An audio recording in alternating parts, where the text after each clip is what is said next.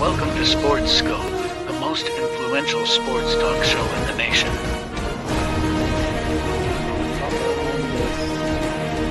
What is today, the 19th? Stay tuned for updates and great sports content. Hello, everybody. Welcome to Sports Scope. I'm your host, Robert Butler, on this 18th day of June. Congratulations to the Boston Celtics. I want to say, didn't they win their 18th, if I'm not mistaken, world championship yesterday? It was 16 years to the day that they last won their championship against the LA Lakers. Boston wins in 5. We're going to talk about that. Going to talk about their process. Also, 30 minutes past the hour, going to have Jeffrey Deskovic back on the program here to talk about the championship here and get his take, his finals analysis and whatnot.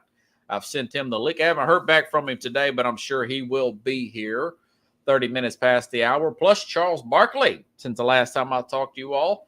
Barkley says next year is his last. I got a few bites here of some of the best of Charles Barkley.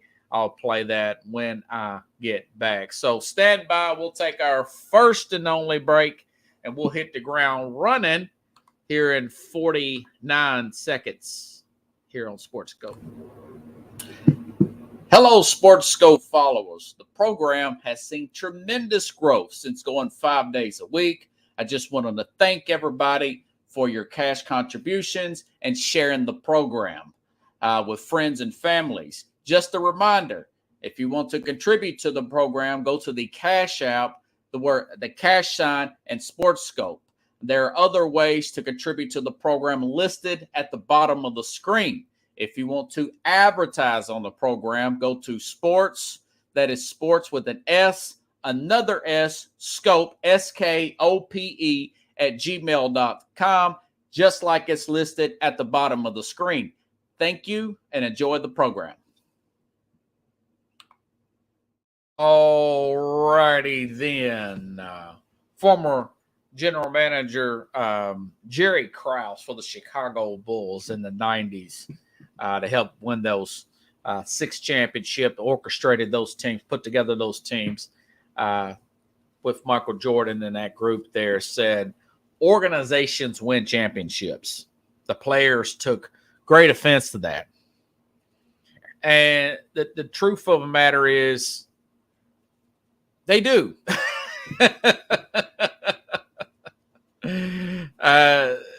It's more than just having a group of players together. You know, a group of all-stars. We've seen that before in the past. But Boston, they showed patience, yet they were not being complacent.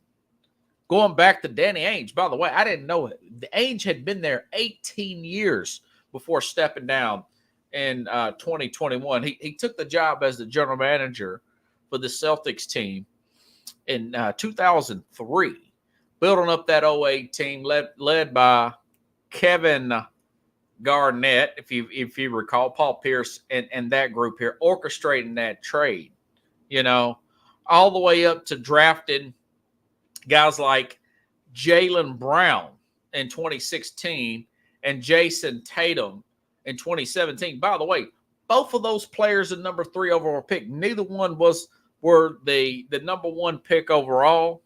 But getting back to Brad Stevens in 2013, after Doc Rivers said he didn't want to be a part of the rebuild, Kevin Garnett and that group got older and decided Doc Rivers decided to move on. So 2013, they go out and get a wizard from a young guy in his 40s, early 40s, still looks like a player, looked like a young player at that, Brad Stevens from University of Butler.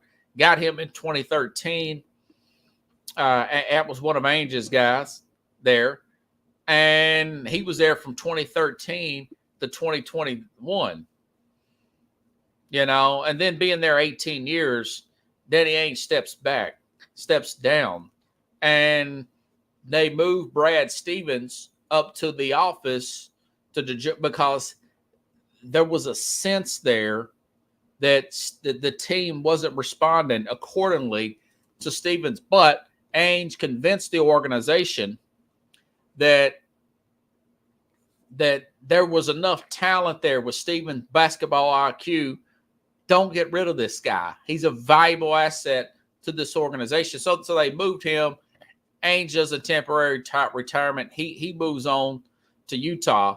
But I was talking to a good friend of mine, good basketball fan, or particular Boston Celtic fan, my friend Corey here. And, we were saying, I said, you know what? They should mail him a ring.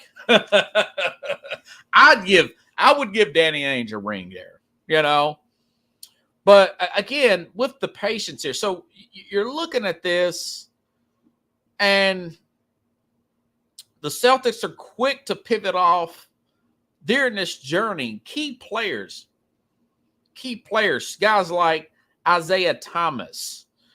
Remember him? It was a big, should you pay him all this money? Little undersized, made the right move, moved off Thomas here. He ends up getting injured, made the right moves. And guys like Marcus Smart, who had been there before Jason Tatum and Jaylen Brown, a defensive guy. But there was a sense that maybe he was holding back the two younger players that were much more talented, messing with the chemistry there after being there several years there. So they move him over to Memphis. Just moves like that where they know who to hang on to. They know who to move off of. They're constantly being proactive. One of the first to really adapt to analytics, but not leaning too much into it like the three ball, where it has stranglehold the organization and losing games. For example, this year, where the three wasn't falling. Then the very next game, like I mentioned before, after game 2 in the Cleveland series, the game 2 loss there, a lot of putting the ball in the paint, driving to the rim, getting guys like Drew Holiday, bringing up that defensive, keeping Marcus Smart's defensive presence. Remember, Marcus Smart was once Defensive Player of the Year, right? Keeping his presence there, but not keeping his entitled role, I think the guy may have perceived sometimes, of being too much of a ball-centric player, ball hog and whatnot. So it's really interesting the way they have done this.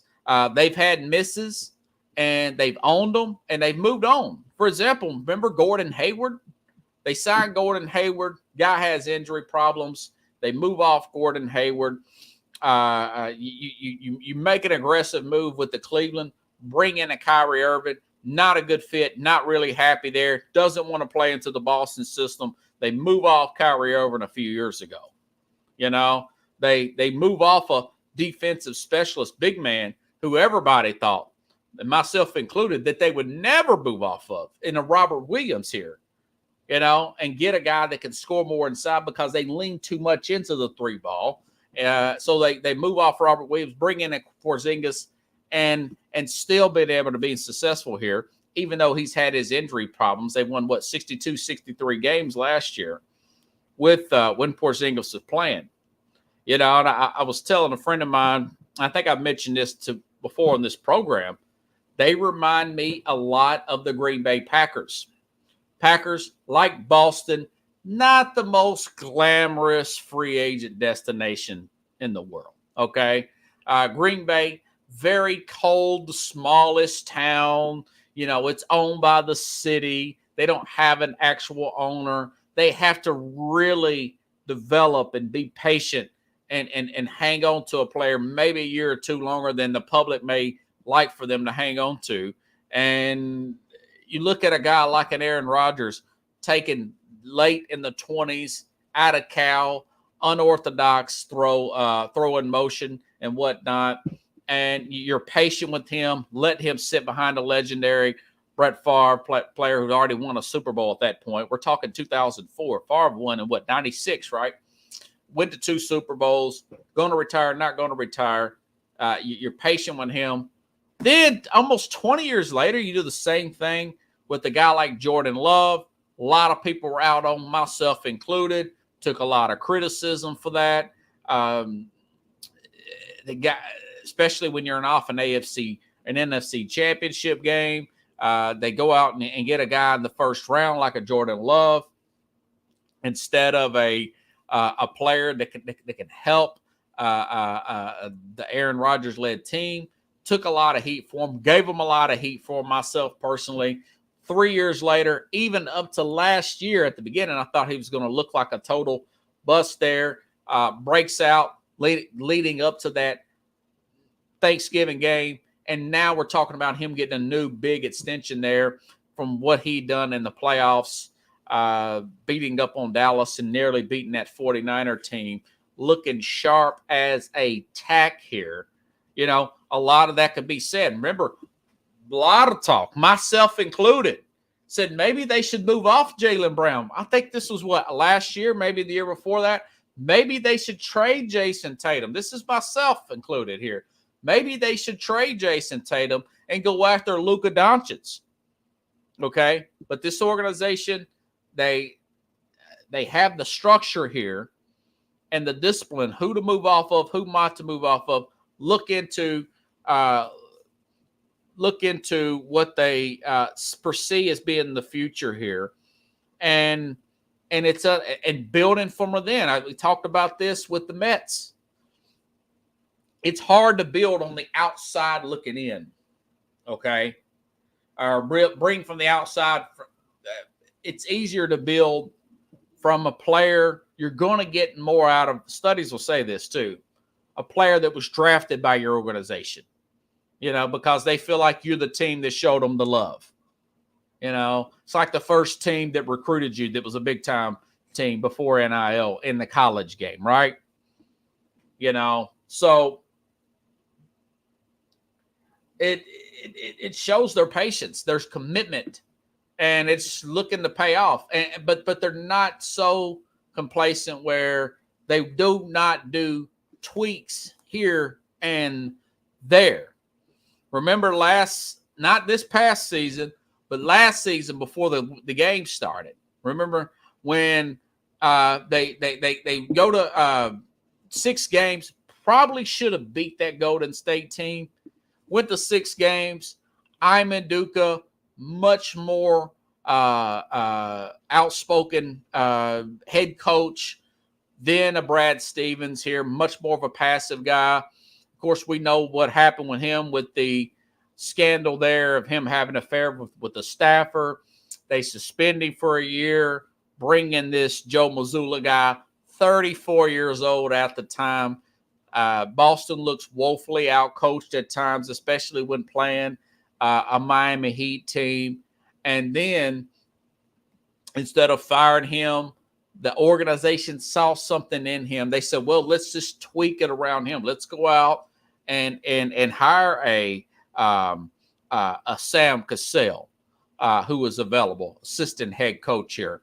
Been assistant head coach for several years and head coaching material. ESPN just fired Jeff Van Gundy from their crew there. Big mistake there. I hated the crew. I mean, man, boy, Boris Dirk, whatever her name is, Doris Burks or whatever, and JJ Redick, good folks. They're terrible. They're just not as good as Mark Jackson and Jeff Van Gundy, former New York Knicks coach here. Bring him in as an advisor, and you can see the handwriting on the wall there. You know, they go out and move off of Marcus Smart after being there 7 or 8 years, and then they turn around and bring in, keep the defensive there, bring in a Drew Holiday. You know, with the Porzingis, because they shot too many threes, needed more of an inside presence to offset what they did by getting rid of an often injured but yet talented Robert Williams. Just moves like that, you know. They're constantly progressing forward here. So they've got 18 championships and a good chance to get 19, if you ask me. The organizations, like Jerry Krause says, build championships. It's not just players. Mind you, folks, the Lakers talked about this with Jerry West. They had Shaq and Kobe there for a few years. Remember in 96? Shaq was already a star in 96. Okay? Kobe, 17 years old, coming out of Philadelphia High School, didn't even go to college. And the coach they had then wasn't the right fit. He just did not get enough out of this group. What does he do? He goes out and gets Phil Jackson. So that's by Jerry West. Even though Phil Jackson end up, I don't know what you call it, stabbing him in the back, insulting him in front of the team, even though he was the guy that pulled the trigger and hired Jackson. A few championships later, turns out to be the right move. So it's not just the players. You have to have the players to gel together. You've got to have the right coaching, especially in the NBA and a players run league. There's a lot behind it, and it takes the smarts and the patience of an organization like a Boston Celtics to do that. It is the right way to do it, though. Can you build with stars? Yeah, but it's very rare. Even with the Heat, still Dwayne Wade. Think if Dwayne Wade wasn't already a Miami Heat player and he did not know the coaching staff there, okay? He did not know Eric Spoelstra.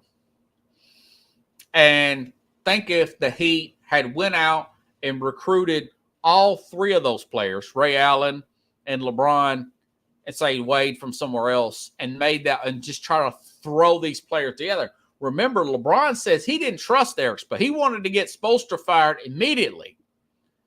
And Wade and, of course, Pat Riley, they said, no, we like this guy. Wade said, this guy's legit. You got to trust me, LeBron. Trust me. We know what happened. They end up winning 2 championships. There has to be a level of trust there. So you got to have people that buy in from the top down. Celtics did a great job. Surprised me they beat the Mavs. Yeah, the Mavs, I thought this was going to be 5 or 6 the other way. And Boston, they were well rested. They just totally took advantage of the matchups there. Their ball movement. I do think there was some fatigue factor. I do think there was some injury factor that really kept mounting for Dallas in that particular series. Even without Porzingis, Boston still just had these guys. And, thank you, TikTok folks. I had 1,900 views about the comment with Bad New Yorker about players chasing the ball around from Dallas like it's a cat chasing a laser pointer. That's all homegrown chemistry, trust in the players, trust in your teammates. You're not going to get that kind of movement chemistry just throwing a team together. That's not built overnight. That is built over time. Pickle says, Mazzulla has a job for life. Yeah, he has a lot of help. And I hope that he can keep his assistants there. I know Van Gundy's already took another assistant role somewhere. I want to say it was in Houston. Hope he can keep Sam Cassell for the time being to help him continue to grow in that role. I know Cassell's eventually going to get a head coaching job and probably kick butt doing so. But, it's really interesting. You just need a quality front office everywhere in sports. You don't want players. Look at the disaster right now with the Lakers.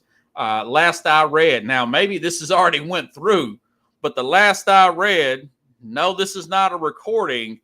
JJ Redick will be the favorite again to get the Lakers job. JJ Redick is doing a podcast with LeBron.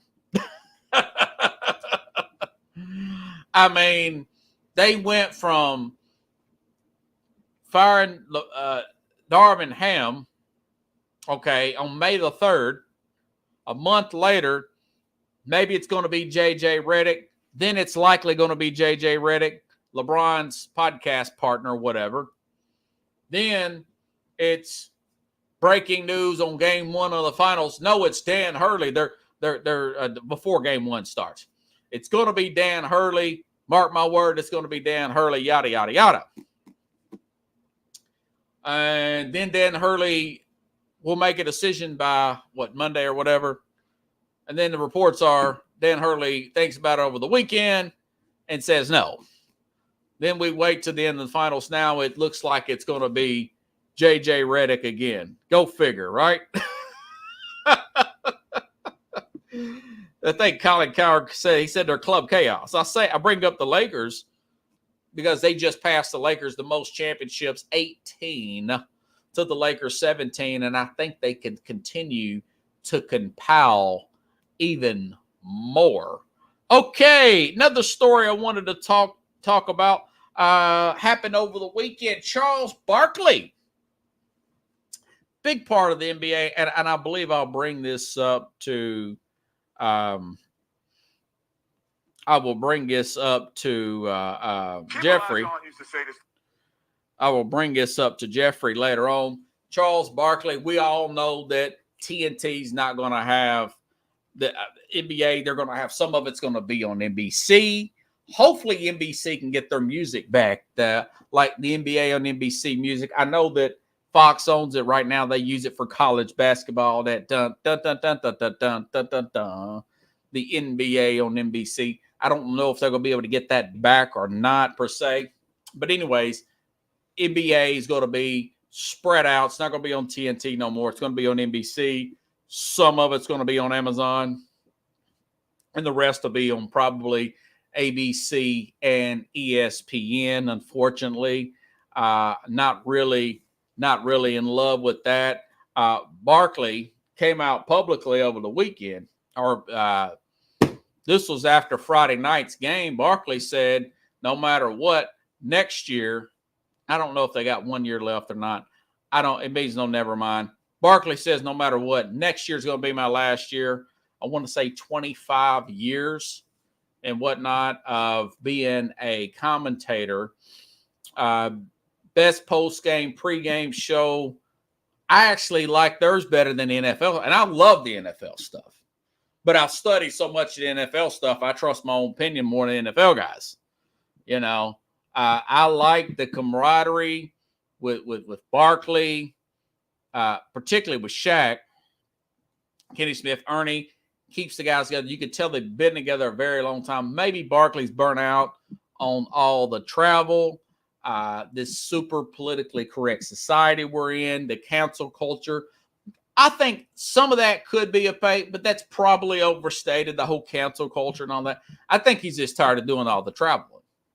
You know, me personally, I think Barkley will probably still do shows like mine, do podcasts, live stream. I think he still has more to say. He just don't want to do the traveling. I think he's made enough money, Lord knows. Commercials, stuff from the, obviously, TNT, Turner Sports have paid him a ton of money over the years. 25 years, oh, geez, what's happened to time? I didn't think he was that old. But, you know, he's post-60, still looks really good. Hopefully he don't have any, he's not said he has any health scares. But he's the first I've ever heard to actually say what he actually thinks. Now, there's some other people that do say that, to say what they actually think, not to the level that Barkley would say. This is what some of the funniest stuff he said over the years on TNT. Listen up. Here's Kenny Smith, former guard there for the Houston Rockets, trying to make a serious point about Akeem Olajuwon, Pickles. Listen to Barkley afterwards. Akeem Olajuwon used to say this to me all the time. Can it bring me some water? No, he used to say, you know what? Akeem Olajuwon used to say this to me all the time. and Barkley's like, Kenny, bring me some water. Let me play that again. It's funny, man. Akeem Olajuwon used to say this to me all the time. Can it bring me some water? No, he used to say, you know what? You can just hear Shaq laughing in the background there, Pickles. I got to get y'all another one here. This is funny here. Barkley gotten a little bit of hot water here over. I played this one before. He said stuff like, Draymond Green can be kind of a punk player, And Barkley said, "Man, I like to punch him in the face sometimes." He say stuff like that. Series be a tight series when Golden State was really hot, and he's like, "Man, I do not want to go back to Oakland." Before they got their arena in San Francisco, says stuff that just off the cuff and whatnot. He got some hot water over talking. I mentioned this 2 or 3 times on our program, making comments about women being big in San Antonio, and I cannot help it because I just love the reaction by Shaq. It makes me laugh listening. Barkley on the San Antonio women. Since the Spurs have been good, there have been a lot of playoff games played down there. Listen, I'm telling you the truth. I think it's a great city. I think they got the best organization in the NBA, but they do have some big old women down there. I mean, come on. see what you do to him every time you go. Maybe Pickles. He's trying not to kill Shaq. Because Shaq acts like he's about to have a heart attack. He's laughing so hard. Listen up, more Barkley. They be whooping them none of those. Hey, but none of those 5 ladies were big. That interview. That's why it took her all day. Come on. It took her all day. It took me a wrong way to get there. It took her all day to find 5 skinny women down there. Do me one more favor. Just let me see the churro eating one more. Like my man, like Joey, you know how my man be in the house. Said them women eat those churros like Joey Chestnut eats hot dogs. I never heard anybody like Barkley. He's one of a kind, man. And he like I said, he just killed Shaq. And there's no way to anybody. Now I mentioned maybe Draymond Green, but there's nothing like timing. And he always had good timing. Like Frank Caliendo, impersonator, famous, really got famous for doing his impersonations of John Madden. When John Madden would do the guy, doing all those the noises and grunts of John Madden.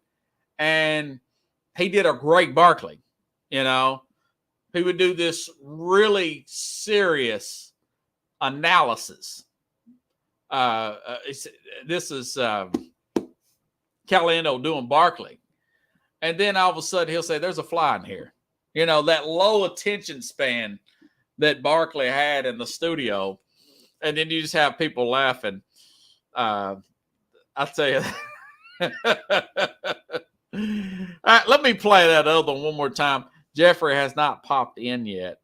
But I do want to play this other one here, which is just hilarious. Pickles, listen up. Give me some water. No, hold on. And you already know this, but you folks. People Elijah used to say this to me all the time. Can it bring me some water? No, he used to say. You know what? And you already know this, but you folks out there don't know it. Every now and then we have to tape these promos, and we did the Ron Artest thing. We have the Lakers coming up next week and the week after that, and so we just people are already laughing. So we put these little promos on tape. Try to get you folks to watch the game, and they need to be punchy and concise and, really deliver something to make you want to watch the game. And here's just an example of what happened tonight and why these always go so smoothly. I got 2 words for you. Steve Nash and Chris Paul. Must-see TV. That's more than 2 words. You didn't say 2 words. You said quick to the point. You just said I got 2 words. Steve Nash, Chris Paul, must-see TV. And those were some of looking at this on YouTube, these are some of when Barkley first got there, Pickle says Barkley was a natural. Yeah, Barkley, he just seemed to be, he said this 20 years ago, 20 plus years. I remember listening to him after he made the commercial about, what was it, not being a role model. This was when he was still playing. He says people are going to hate you for whatever you do. You know, you're never going to win over everybody. So why not just say what you really think? And if that don't work, I just won't do this anymore. That's basically what he said. He said, I'm talking 25 years ago. And I thought, that has really stuck with me about just simply being. That's what The Rock said, Dwayne Johnson. People said, well, what made you a star? He said, well, you know, not the fact that there was a lot of guys that are wrestlers, big, and I was just being myself. Because Vince McMahon, the guy who was running the WWE, he wanted him to be a certain character, too nice a guy and smile. And he said this on Joe Rogan, Dwayne Johnson. I said, I finally started being myself and not caring what people thought about me. And I think that's the same thing with Charles Barkley. And I wonder if Jeffrey, who has not got back to me, he might have not have gotten my email. But then again, he's pretty sharp here. Play a little bit more, but I've got some other stuff to talk about. If somehow there was some kind of miscommunication with him. Pickle says Barkley also going to run for governor. Yeah, he'll try all kinds of stuff. I simply don't he might go into politics and all that. I just think he's going to slow down. He's going to take the money that he's got. And I think he's very opinionated. I think he'll get into other stuff, politics and whatnot. And I think he'll probably just do more podcasts and stuff like this, interview people. He just, Phil Jackson said this. Phil Jackson did not like I was in Tampa. I'm way younger than Barkley. I'm in my 40s, right? Flown to Tampa back in May. Hadn't flown in like 15 years. And it's just the stress, even though I don't know if they fly private or not. It's just the stress of being in the airport, having to deal with that, always having to keep an itinerary on you, delays, flight delays. When I was in Tampa, $115, $20 a night plus for this Holiday Inn. Hardly slept a wink, back killing me at that hotel. Whatever. And I could just see doing that for 20 plus years, even though you got a cushy job. Once you get there, you're in the studio making really good money. But I could see that being a strain, trying to sleep in these different places all the time. I know a lot of what they do is out of Atlanta, in the studio, but they do for the playoffs and whatnot. They fly to these different cities. You see them at the arenas and whatnot. I think that could be a pain in the butt to people. It would be for me. Pickle says he paid good money. See, I just like to hear him talk, man. I really like to hear him talk. Pickle says it gets old fast. Some people like it. Who is it? Julio Franco was like 45 years old playing baseball for the Braves. And I remember him saying that he liked the lifestyle of traveling. Played baseball, 20 plus years? Remember Julio Franco, Pickles? And I thought to myself, not a lot of people say that. It's fun. I did a lot of traveling. I did a lot of traveling before I was in college and before I went to college. I drove to New York, or I drove from New York to Nashville. I drove Nashville to Miami. Drove to Chicago, South Carolina. A friend of mine, Kenny, flown to Vegas, a few years after I turned 21. But I got a feeling Jeffrey may have misunderstood my email. But anyways, it's all good because I've got some other stuff I can touch on if he's not going to be here. So all right, back to the championships here. I wanted to get that Barkley stuff out. The odds for next year, as I mentioned before, Celtics are favored to win again. Going back to that, they're favored plus 280. This was ESPN. This came out about 2 hours ago. Back to the Celtics. everybody's under contract next year. You know, if I'm just nitpicking, okay, Horford is 38, 37, 38 years old. Al Horford. He's going to come back. Probably needs to play more of a role than the main role. I would prefer him to retire. You got Porzingis, for example. You got him as a guy that is going at injury problems. We saw the injury problems with the 7'2", 7'3" frame. Missed the majority of the playoffs. What he played 2 or 3 games. Not even that. You might want to get another big somehow. If you can move off Porzingis, I don't know if they'd want to do that.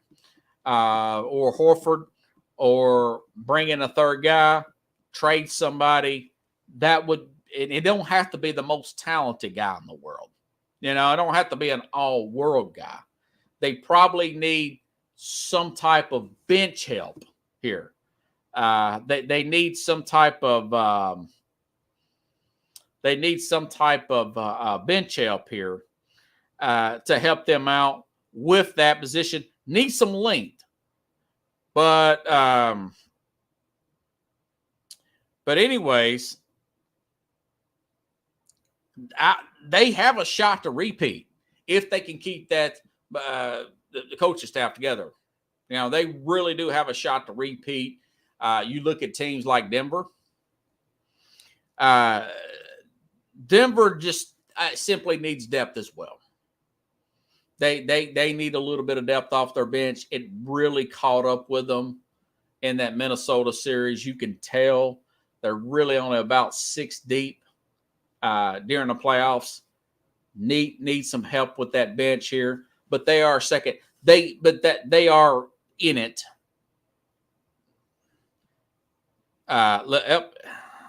Looks like he may try to come on. We'll get a.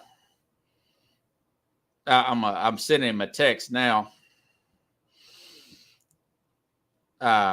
See if he comes on. But anyways, he's working on it right now.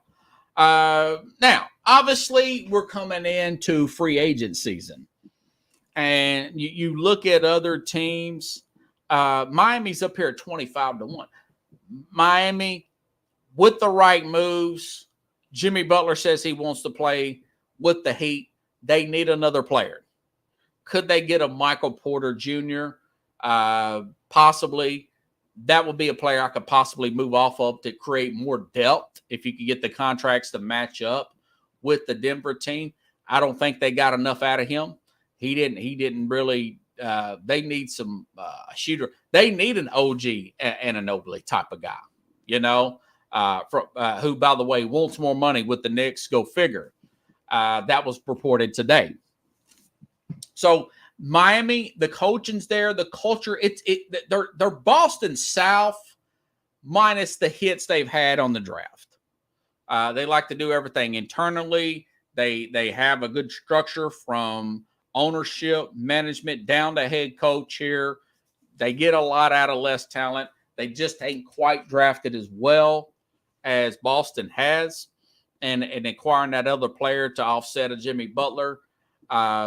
But, you know, they're a big move away, possibly to getting back there. They're 25-1, you know. Now, you look at a Minnesota team's 8-1.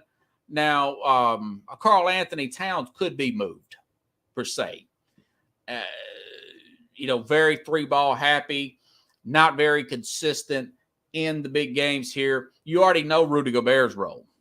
Could you move him and get some more pieces, get some wing players, some forwards there to offset? And there's Jeffrey right there. Yeah, hey, man. See you, buddy. Hey, Robert, how are you? Yeah. Hey, man, we all forget sometimes. I had a lot going on. I did want to get your analysis, though. You know, Boston really shocked me winning like that.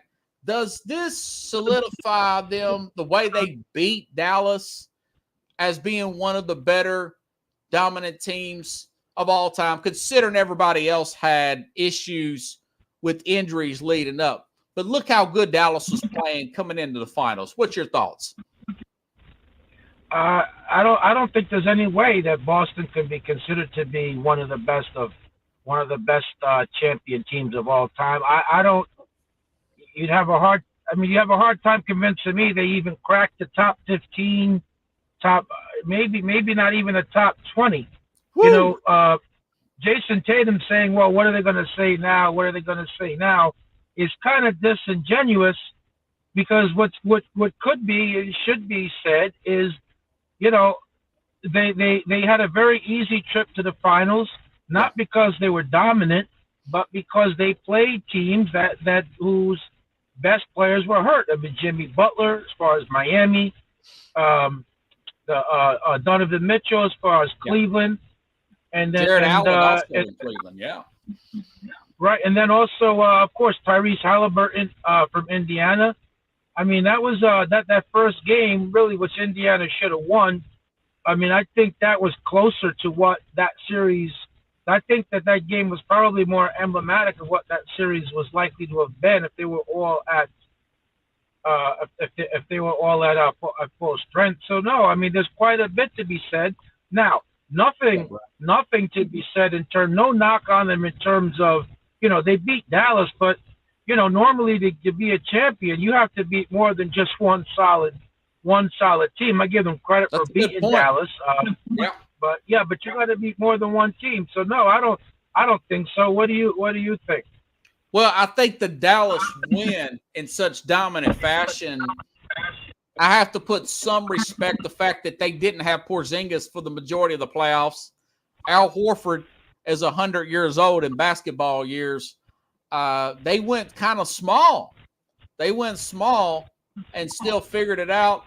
I was really impressed with what they did with Dallas. I don't know if they're better. We talked about this with the Man New York on Friday. I did. I wouldn't put them up there with the 01 Lakers or the 96 Bulls. And I could agree with you. I wouldn't put them up with those teams. No? No, I wouldn't put them up there with that team. I don't think they were better than like the 04 Pistons with, you know, the defensive juggernaut. That's what he said. Yeah, well, that New Yorker, right. You and him think a lot. I don't think that they would have beat them. They certainly wouldn't have beaten any of the Golden State Warrior teams with or without Kevin Durant. I don't think that they would have. I mean, I don't think that they would have beaten the championship that LeBron James got with Cleveland when they came back to 3-1 against the Lakers. Yeah, wow. You know, with that team which starred Kyrie, LeBron, and of course Kevin Love, back when, you know, Kevin Love was still Kevin Love. So look, credit for beating Dallas, absolutely. Yes. Not as much credit for winning the championship, because you really only won one round, you know, one real round to me. Yeah, so, that's somebody a very good point.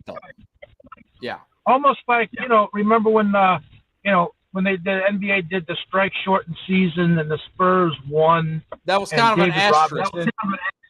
There was an asterisk, and David Robinson was trying to say, you know, who's soft now, and you know, everybody that didn't hit right, because it was a strike.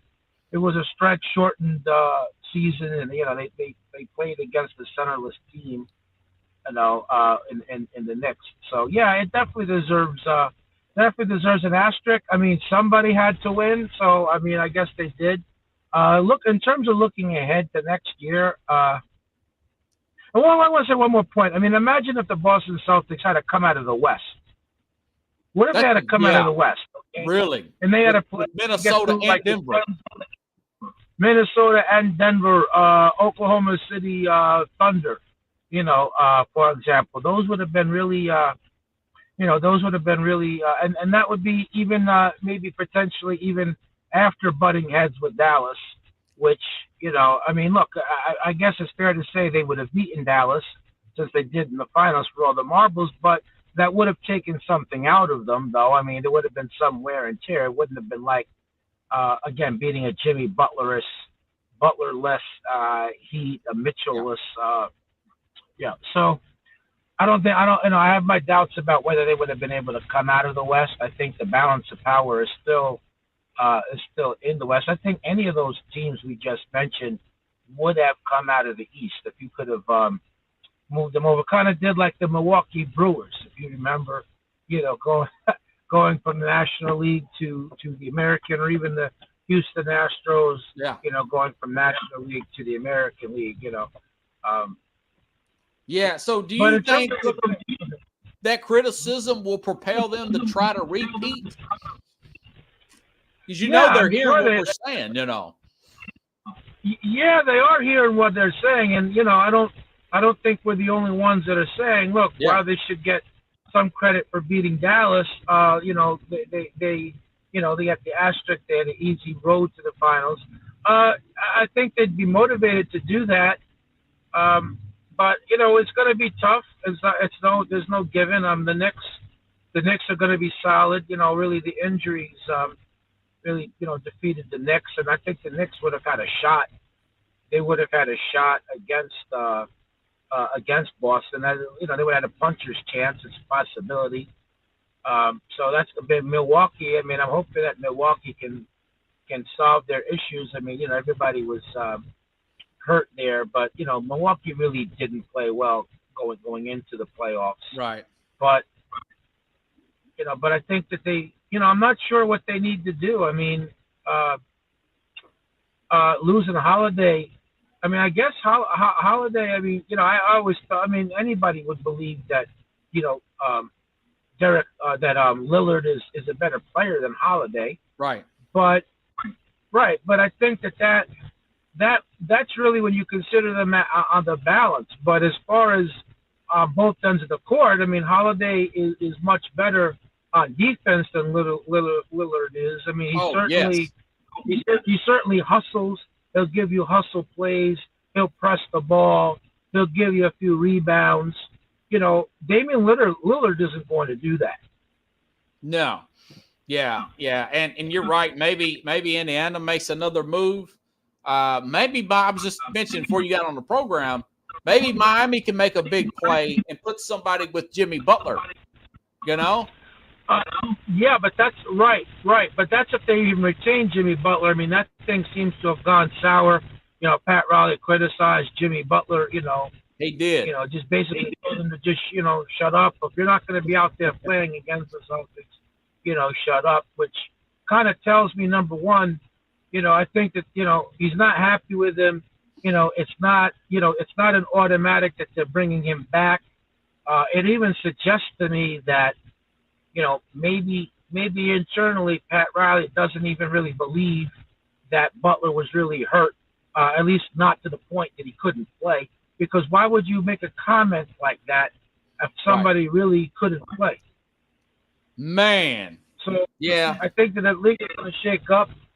Philadelphia, many people, including Jimmy Butler, felt that the Sixers made a mistake when they, let Jimmy Butler go for Tobias Harris.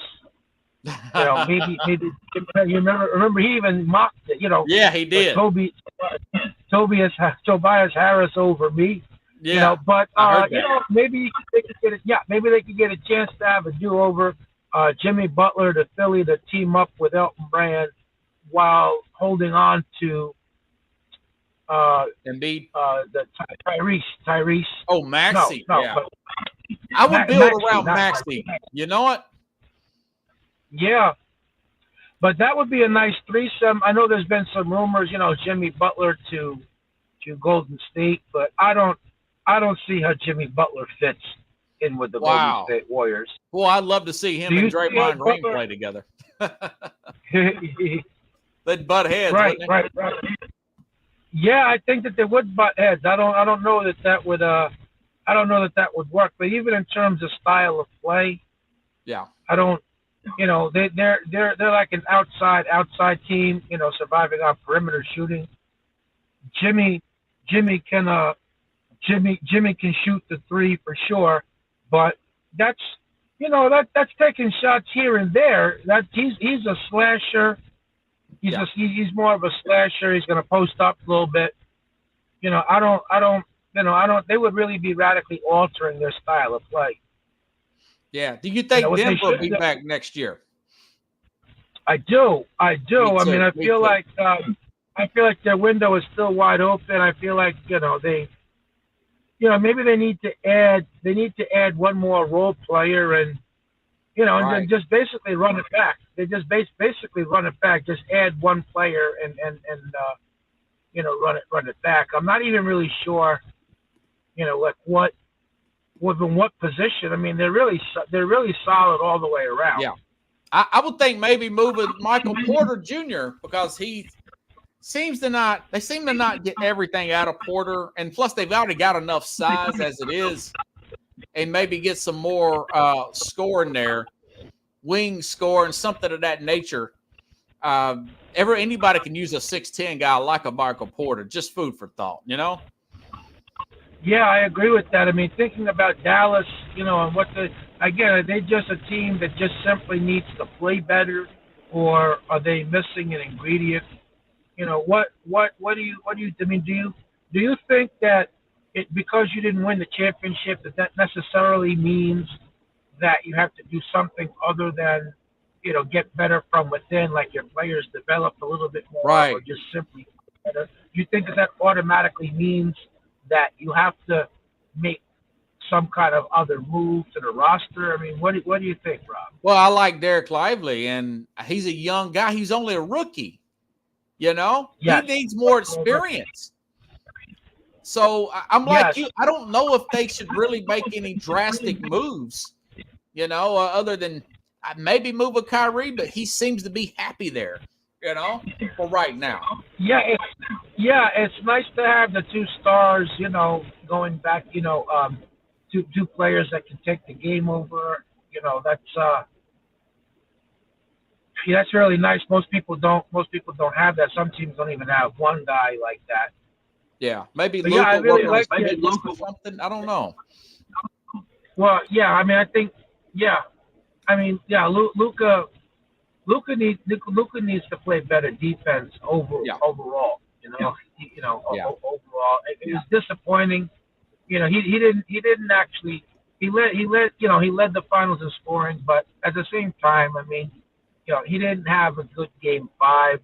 There were a lot of, some games he was good, other times he wasn't. But most of his numbers he put up in game 5. By the time he really got cooking, I mean, it was over with already. They needed more of that early on.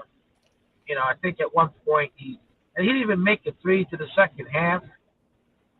Yeah, this is the first year I thought that maybe he was a little embarrassed by the way he played. Remember he fouled out in game 3? Yeah, I remember that. Complaining to the refs, Yeah, I really feel like, and that's an interesting move that Pickles suggests. They need some size in New York. It's not a bad move. No, it's not. I mean, the Knicks have a big decision to make. Do you trade Julius Randle? Do you try to play with him? What about Bogdanovich? Because I mean, Bogdanovich really didn't play well when he came to the Knicks. Alex Burks, on the other hand, I feel like played his way back into having a roster spot on the Knicks. I mean, being a solid rotation player, he came alive in the playoffs. I'd be interested to see what they're do. Would you like for them to keep Anunoby? OG Anunoby wants more money. But I wouldn't give him more money. I would not. I don't think I would want to give him more money. I would look, you got to play a season and show me that you're not. I don't like giving big players contract extensions. After they just got hurt. I mean, at least play half a season. Before to re-up. But of course, the problem that the Knicks have is that they really need to prove that they didn't lose that trade when they traded him. I mean, they traded. They traded. What was it? Was it Quigley? Yeah. They traded and Barrett, right? Yeah. They RJ Barrett sure guys. did. They traded those two for Anunoby, and I was kind of skeptical of that trade, when it happened, because they're together, they're giving you like 35 points a game. Anunoby is even scoring less, but I still don't understand really what the theory of that trade is. I wouldn't have made that trade, but if they don't give him the contract extension, and ultimately he ultimately leaves, I think that they're going to look back and think that they lost the trade. Yeah. But who else? But in terms of trading Anunoby, I mean, who would trade for him? Yeah. Well, I don't know. I tell you what, Minnesota could use him. They need a score. Somebody like Minnesota. Yeah. Minnesota. I think Minnesota needs like a third. They need a third player. They need like a third. Yeah. They need a third scorer that's consistent.